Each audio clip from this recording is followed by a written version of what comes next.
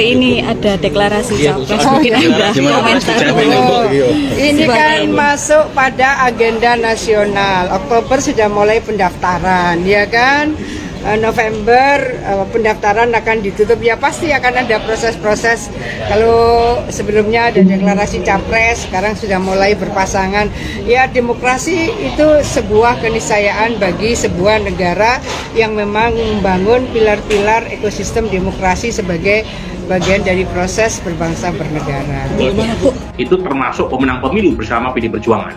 Cuma masalahnya adalah kalau yang dipinang oleh Anies Baswedan sebagai cawapres adalah Muhaimin Iskandar, data-data survei menunjukkan tidak seluruh anggota atau konstituen PKB memilih Muhaimin Iskandar.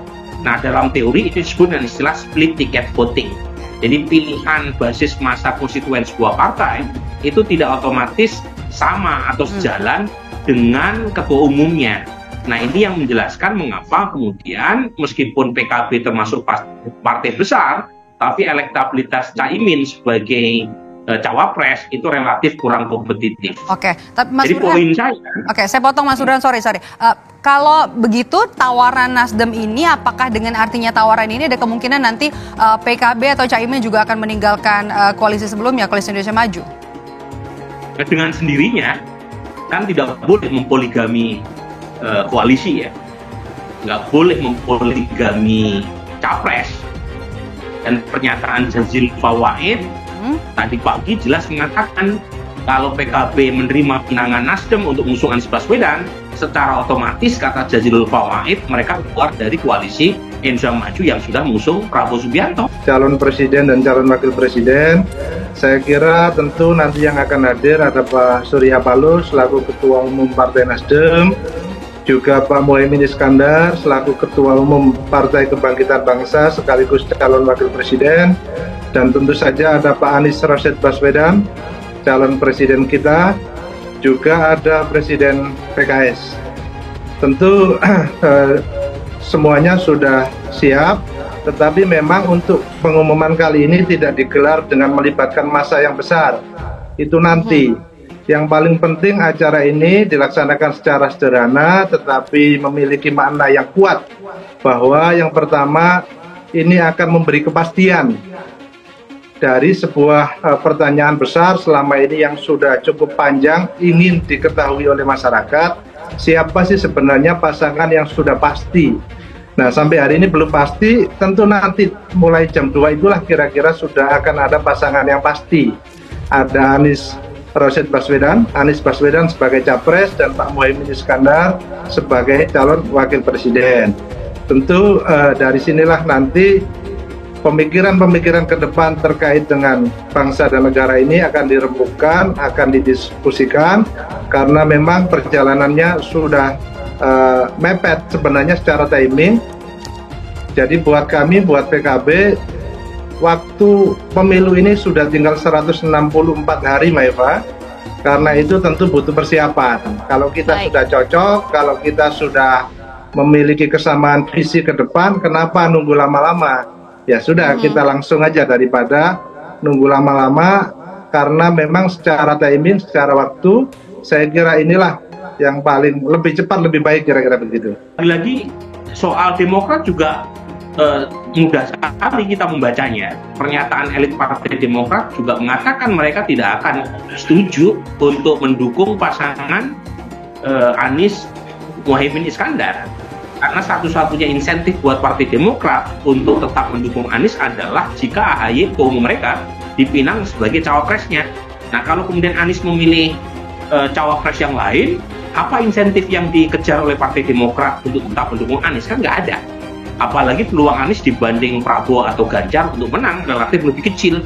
Jadi kemungkinan Demokrat meskipun sama-sama tidak mendapatkan posisi sebagai cawapres baik untuk Anies atau untuk Prabowo maupun Ganjar, mereka cenderung memilih capres lain yang potensial menang. Tetapi pelaksanaan pemilunya kan tanggal 14 Februari 2024. Itu artinya sebenarnya pemilunya sudah dekat. Pemilunya per hari ini sudah tinggal 164 hari saja.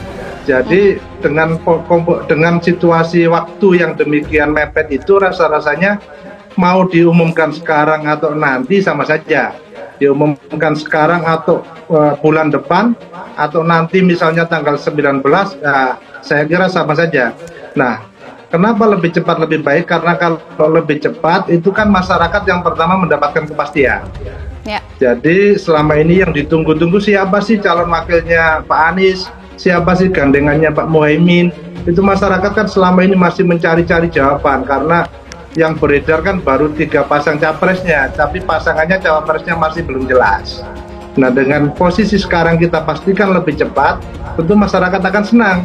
Dengan hadirnya Pak Anies dan Pak Muhaimin di awal, masyarakat bisa langsung memberikan dukungan. Yang cocok silakan langsung mendukung Pak Anies dan Pak Muhaimin, tetapi yang tidak cocok juga boleh untuk mengkritisi. Khofifah komentari deklarasi Anies Caimin di Surabaya.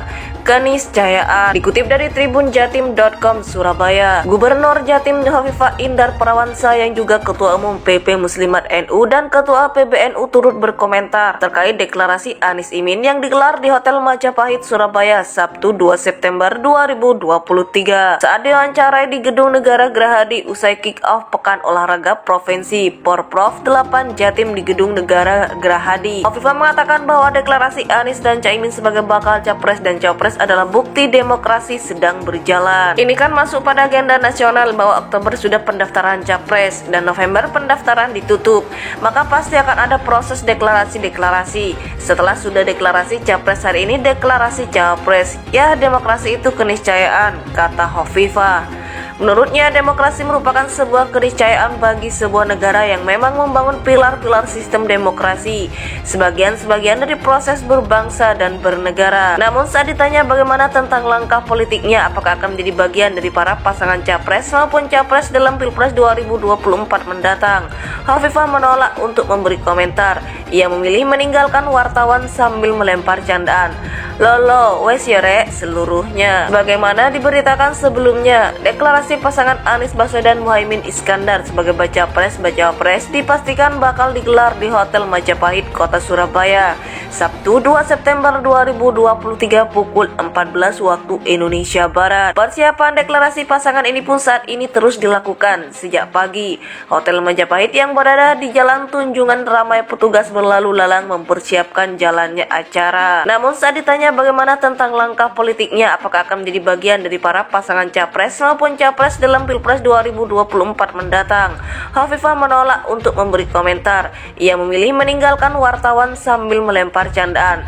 Lolo, wes yore seluruhnya.